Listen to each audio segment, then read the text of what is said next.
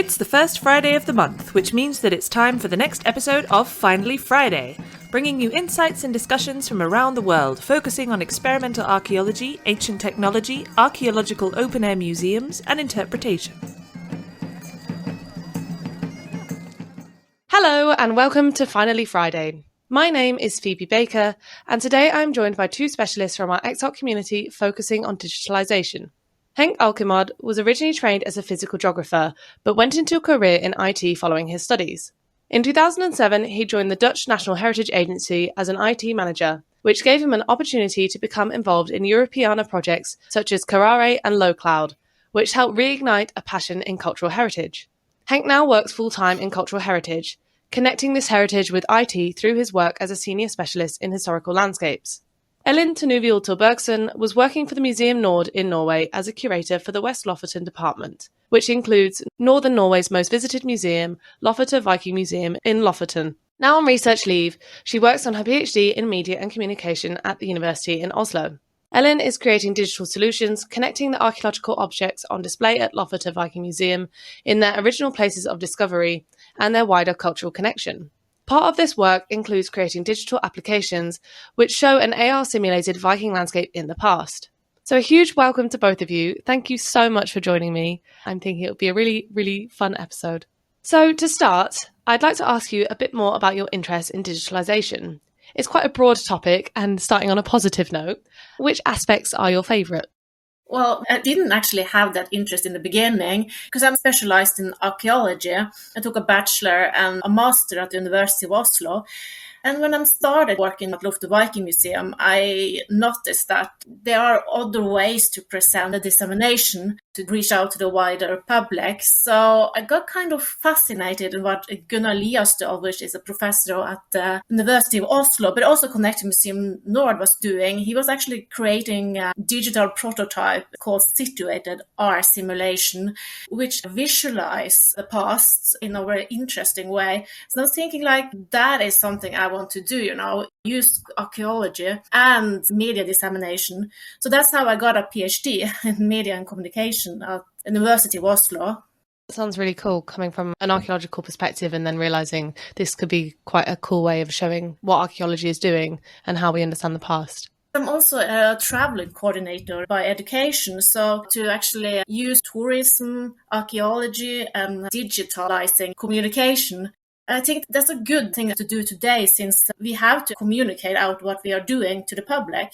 Have that background, it's helped me well. Yeah, it sounds really cool. What about yourself, Hank?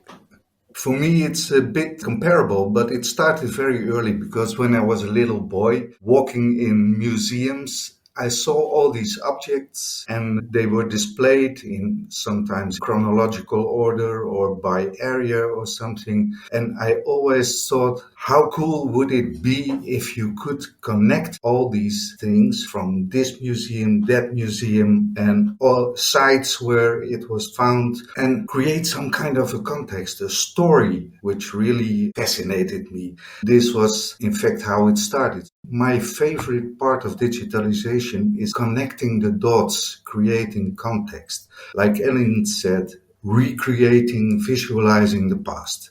And I really like, for instance, the work on recreating the Viking landscape. That's one beautiful thing. I hope we can do more of those things.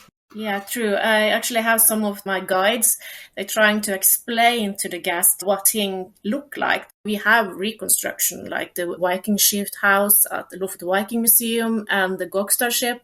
But sometimes the guest can't imagine what the guides are saying. So I hope this application can help them to at least give some representation. Well, my great vision, my ideal would be to recreate the past and stand somewhere and see what happened there in several moments of the past. That's a boy's dream, huh? Yeah, it is. Still trying to live it.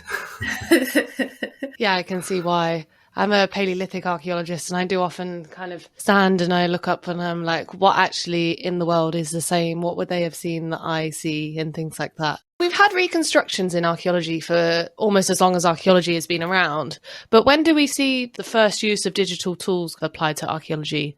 And I guess that doesn't have to necessarily just apply to reconstructions, but kind of anything digital? Is it as soon as we see computers, or is it a bit later for us? I think it already started a long time ago, decades ago, when we started using text editors, for instance, to record the documentation, and later on digital photography to add to it and so on. Now we have all kind of beautiful tools to get the data in, like photogrammetry and LiDAR and laser scanning. We have beautiful tools to create models, 3D and otherwise. We have tools to do predictive modeling in GIS. So it is a long journey from the first computers and the first databases we started using in archaeology to where we are now. Opportunities are more or less limitless at the moment, if you have enough money and expertise, of course. These last few years, things have sped up enormously. It's really fascinating to see all the developments nowadays. Yeah, I was thinking about GIS, which has been used in archaeology quite long now in Norway. For those who doesn't know what GIS is, it's a geographic information system, digital database system for processing location-specific information. We are using it mostly for mapping sites, archaeological sites, and also organizing and storing data about the sites and objects. So it's quite a good tool. I really like GIS. I like how much you can do with it. On its surface, it's just a mapping technology, but actually it is quite powerful. I know in the Netherlands we also use it for predicting where there is a high probability of finding archaeological remains, for instance. Henk, you kind of touched on it in your answer, saying in the last few years, digital tools have sped up a lot, or use of digital tools has. Was this going to happen anyway, or do you think it's at all impacted by the effects of things like COVID? I think it was going to happen anyway, and it was already happening. But COVID sped things up, I guess. There was a general interest in digitalization, not only in archaeology and history, but everywhere. Perhaps especially the tooling regarding the creation of models, like 3D models and virtual reconstruction and so on. They may have sped up extra in this period to give people some experiences they lacked when they weren't able to go out and do it for themselves and see it for themselves. Do you want to add anything to that, Elin? For us at the Lufte Viking Museum, everything closed down like for everybody else. And we were just sitting there and don't have our daily work.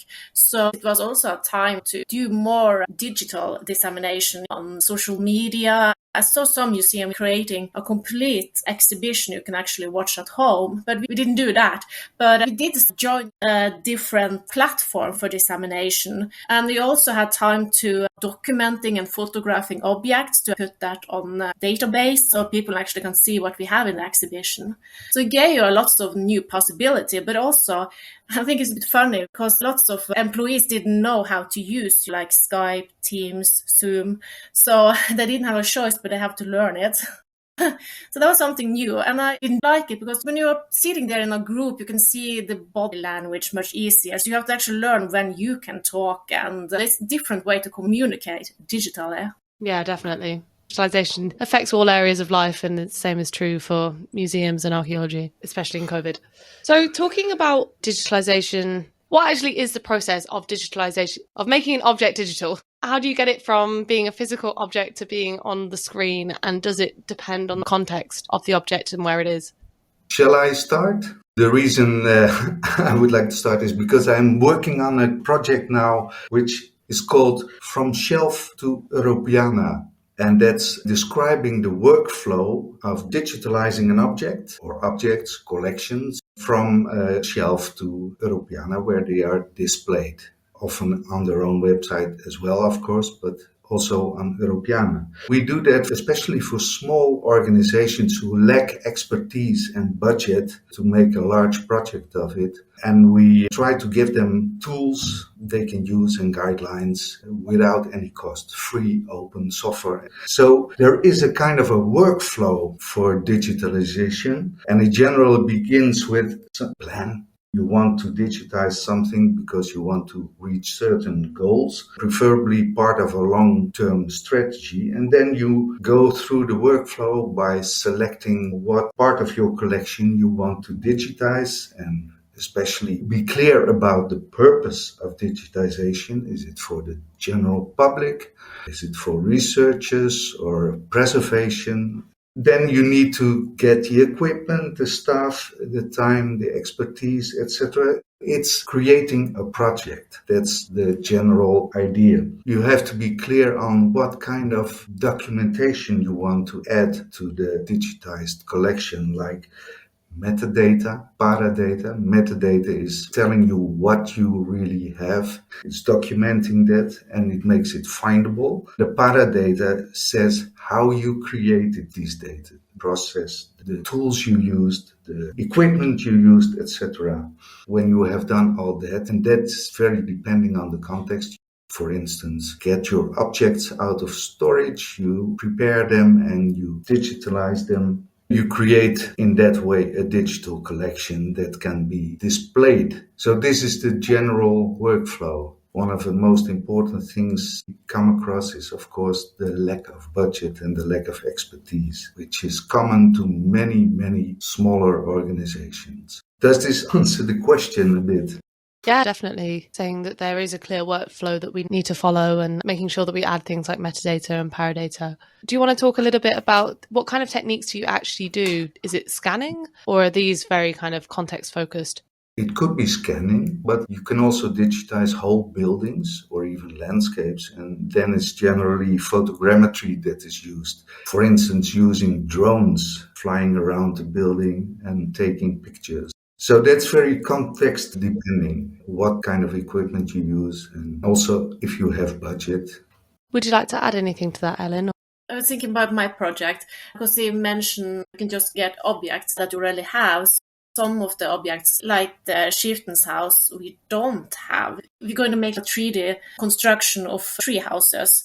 One already is really documented, the Viking chief's house, and then we have a smaller house because the Viking chieftain's house is really huge.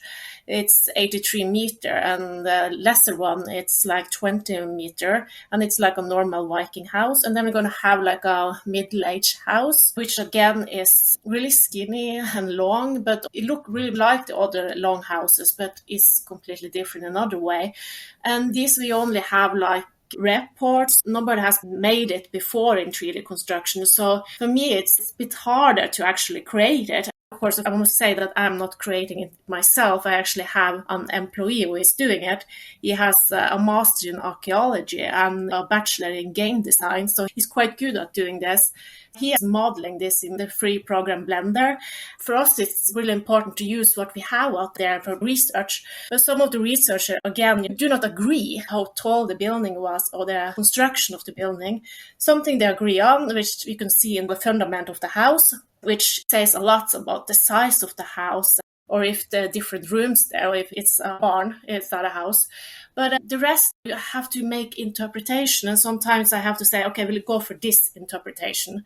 So it's a little bit scary, but I have found a way to move around it by being a bit inspired by Facebook, Snapchat filters to show different types of roofing on the house. So the guest can understand the different interpretation. The same about the structure, the roof bearing system. So they make it more easier for me to show them there are different interpretations. We do not agree totally on how the houses were. Because they also have this problem today that when they visit the Lofoten Viking Museum and see that physical reconstruction of the chieftain house, they believe it was exactly like this. And that's something I don't want. I want to actually show them there are different interpretations. Yeah, such a cool use of a digital tool. The guy that is making this, his name is Henk, and he's really good at this. He used the game engine Unity. It's really helpful to actually transfer the data again to another platform that I'm using by Gunnar Liastor called a Citizen platform. That will make it easier when they download the application on the phone, use the camera on the phone, and then they can see through the phone the virtual landscape. And I also want them to go inside the houses and also see detailed construction on the timber, because the timbers are hand cut. So they have to be different. They cannot be the same timber like we have today. The timbers are much more the same, but here you can see they have this individuality. I can imagine that makes the models quite complicated to put together. Yeah, it takes much more time. But then again, I'm quite lucky because I got Museum Nord helped me give me a budget for funding to create this. Yeah, it sounds really cool.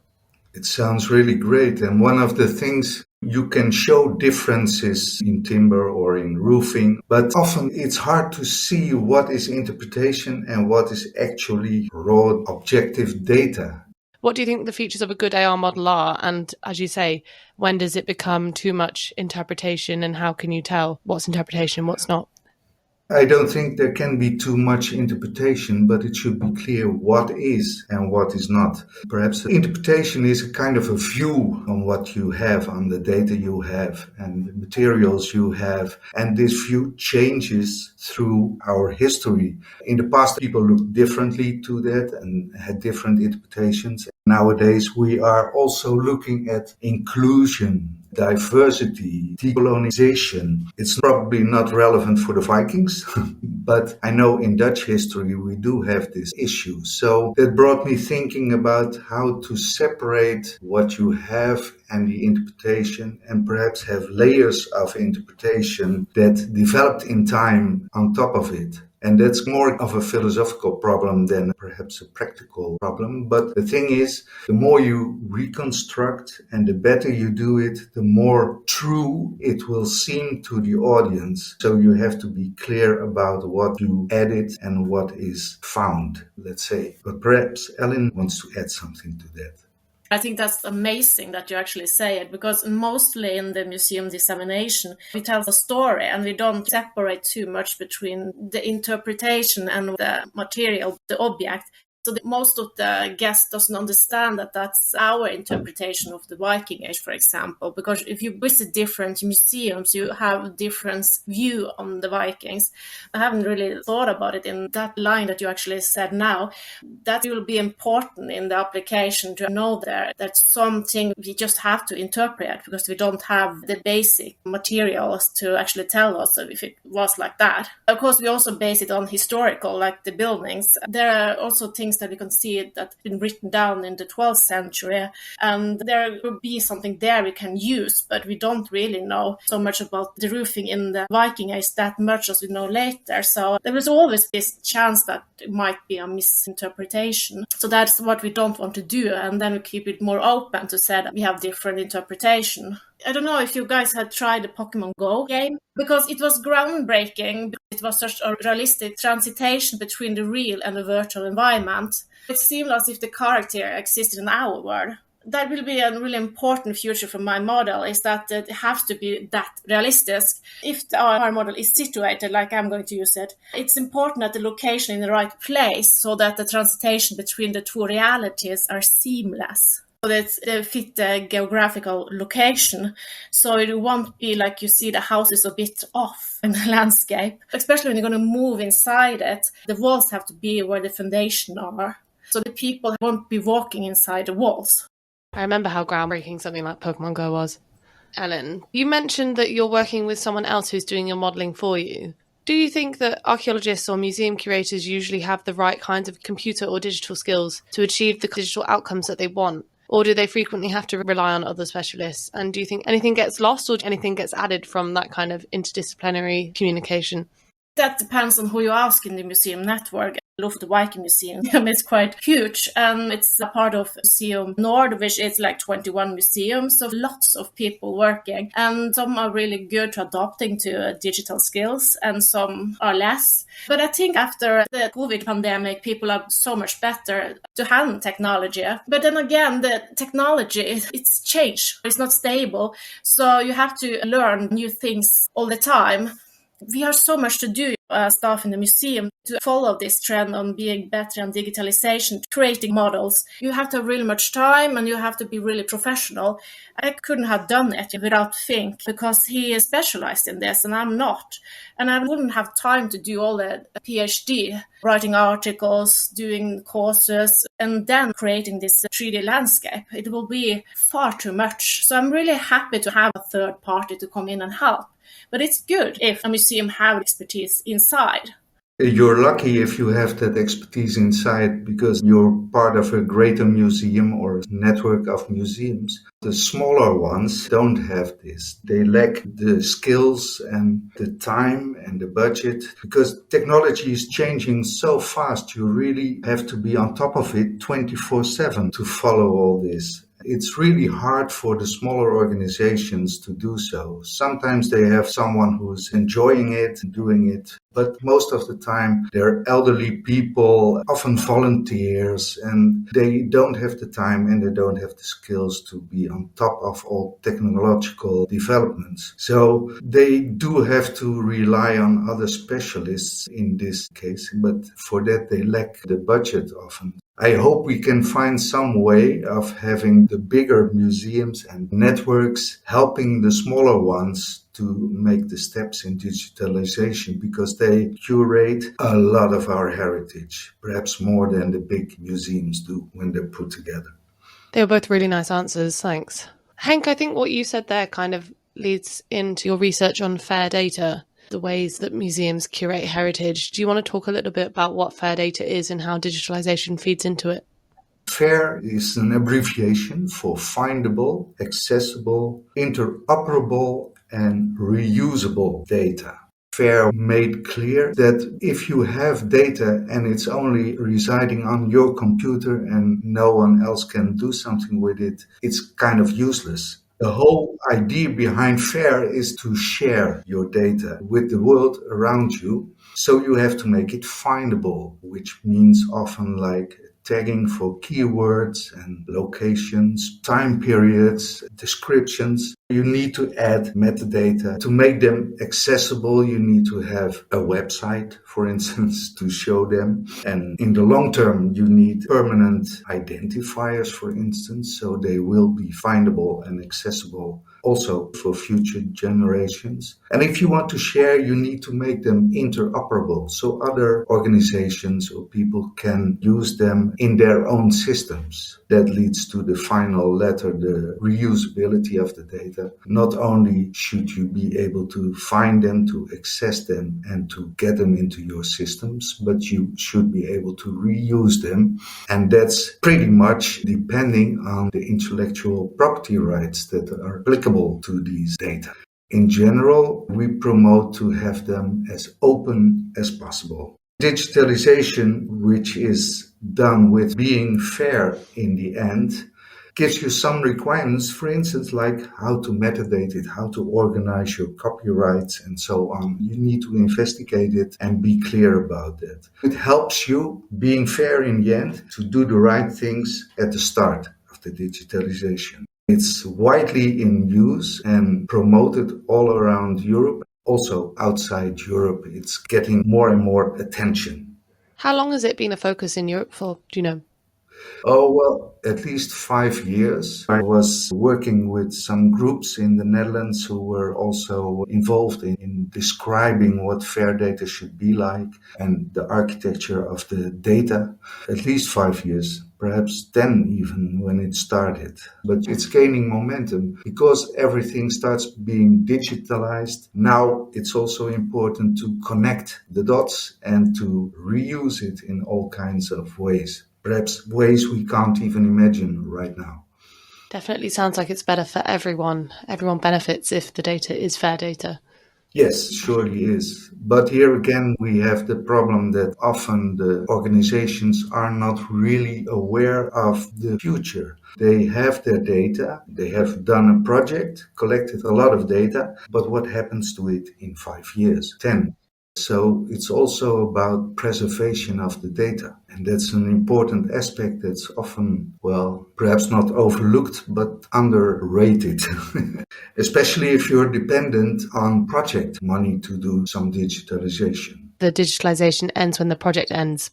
Yeah, people go away, do something else, and the data gets kind of orphaned. And perhaps we're sitting on a mountain of data that could be really useful, but cannot be accessed anymore or found. That somehow wouldn't surprise me if that is the case in quite a lot of scenarios.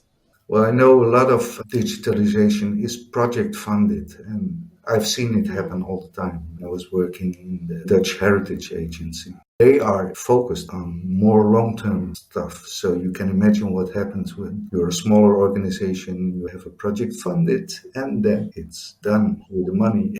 Is fair data something that you think about, Ellen, with yours, or is it slightly different because you're trying to create this model of the world? Well, in some way, I was actually thinking about different databases that we've been using in Norway when we're storing, documenting and photographing museums objects. I think it was 20, 30 years. There have been like the first databases. We had lots of our objects stored in that database, but then we changed the database and we lost a lot of that information between two different technology. I also think when you're creating something, in my case, 3D models, I'm always been a bit scared when I'm finished with my PhD. The technology I'm using is outdated. But then again, we have the information, the 3D reconstruction, also text, audio, all the information we have inside that platform, that's still usable. We can transform it to other type of platforms or new technology. So it won't be wasted. I think that's scary if you create something and it won't be used and nobody knows about it. Yeah, definitely. And do you think that's one of the limitations of digitization, is that it's so dependent on people, one, knowing that it's there, and two, being able to use it? Yeah, definitely. The problem is we're actually already seeing now that some of the information we have in the Lofoten Viking Museum, the digital exhibition, and notice that we cannot change the information we already have because the technology is not so easy to change. And it's so connected to the information that when we're going to use a new exhibition, we have to change everything. The tablets, the whole system, the audio system. And it's so expensive. There's no sustainability. We buy stuff like expensive computers. We make new tablets for the exhibition. The whole system has to be thrown away just to change the information. In the future, I wish I can go in, change the information and still use the same technology. It's outdated so fast. Yeah, that's really a big problem. Technology develops so fast and it's hard to keep track of it, and really expensive to move from one platform to the next and then to the next and then to the next, because it probably will go on like this. So it will always be a very expensive exercise to get your data and upgrade to a new technology platform. Yeah, and I also see like Museum Nord have made a couple of prototypes that is not yet become application. We have made what we call a Vågar application, which is a port in the Middle Ages for importing stockfish or selling stockfish. It's a really cool application. It's the same platform that I'm going to use. It's ours situated simulation where actually you can see different historical period at Vågar. When we made this, it was just in a prototype phase, but it's so cool and a really good way to show the historical period there for the guests. So we want to make it now into application, but that process is always hard because it's expensive to make it into an application. And hopefully we can do that and connect it up to the application I am now having, because I've seen other prototypes that haven't yet been done something into, and I think that's really sad because there's so much work behind them. There's so much work put into it and they could add so much value. Yeah, definitely. Do you think that anything is being left out of current conversations on digitalization that you think are really actually quite important to discuss? I think I already said it, sustainability. It's going to take on a different level, like on the government level. Think about our phones, how we just buy new phones and they can become usable. They're seeing battery become bad. And it's the same thing we have with the exhibition when we're going to change it. I wish the technology can be used it over a long period of time. And it would be better for the environment as well, if you could do that. Yeah, definitely. What about yourself, Henk? Do you think anything is being left out of our current conversations about digitalization? One of my things, but it's not specific to digitalization, is that I guess we don't learn enough from the past, and especially in environmental and climate change issues. Our ancestors all over the world have learned a lot from handling their circumstances, and we could be inspired by their solutions to different circumstances. I hope digitalization will help us to better understand our past and to also use the lessons we have learned as humans all over history, prehistory. This might be quite a big question to ask as my last question before wrapping up. Is, as we've said many times throughout this recording, digital tools are progressing very quickly. What do you think the future of digitalisation in archaeology or museum or cultural heritage looks like at the moment? Can we predict this? Well, I see an amazing future because I think there will be a different way to documenting. In archaeology, if you can digitalize the whole different layers when you do excavation, it's so much easier now for people to analyze it after the archaeological digging is finished. I think also that in the museum world, I like the idea of making more dissemination to be active, game-like, more for youth. Teenagers don't like to go to the museum because it's a passive way to get information, like the school way. I'm hoping that a different aspect of dissemination maybe trigger them to come to the museum, and especially if we can give a specific task designed for their age in an application, for example, it would be a more fun way to learn. Yeah, I know. I'm in my mid-20s, so I'm not a teen by any means, but I do love when a museum is interactive. I find it so much more engaging. I totally agree. I also think that the developments will be more like connecting objects in one museum to those in another, or to the site where they were dug up. This could come together in a game-like environment, which you could visit perhaps at your home. If the site, for instance, is not accessible or the objects are not accessible, that would be a great help. Or you could go to a museum and have a real, interactive virtual environment where you can walk around and do things and manipulate things. These are great developments, and I think we're heading that way. Yeah, I look forward to it then. So to wrap up, thank you both for such an interesting discussion. It's been a real pleasure to listen in on. As my very last question, what are your plans for the future, and how can the EXARC community help to make a difference in regards to everything that we spoke about today? My plans for the future are effectively creating these digital objects, landscapes, even monuments, to create more context and tell a story and making the past come to life a bit more. And I think that EXARC, with experimental archaeology and also with their activities in open air museums, are making great steps in that direction as well. I hope we can do something together in the future. That sounds really good. When I'm thinking about my future, it will be after the PhD, of course. I actually want to make Museum Nord more socially relevant, where dissemination is continuously updated and research results. And that doesn't depend on the technology in the museum. We have other way to update it. I also think that, work more digitally, like we are prepared if there is another pandemic, for example, but also have a wider collaboration with the universities. EXARC is actually quite good at sharing information between the museum and the network. So I'm quite happy about that. It's important that we share our ideas and we can get inspired by each other and learn something. That's a really nice way to end. So thank you so much, Elin and Henk, for joining us today and sharing your experience and expertise. I know that I certainly learned a lot, and I'm sure that our listeners did and will too. If you'd like to hear more from both of our speakers, they will both be presenting their research at our Digitalisation in Open Air Museums and Reconstructions conference at the Museum Batavia Land in September. Registration has just opened on the EXARC website, and we'd absolutely love to see you there.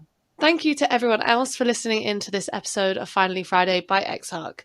If you'd like to become more involved with EXARC, why not become a member? Alternatively, you can make a small PayPal donation through the website to help support EXARC in its endeavours. Join us next month for another episode of Finally Friday and learn more all about the world of experimental archaeology, ancient technology, archaeological open-air museums and interpretation.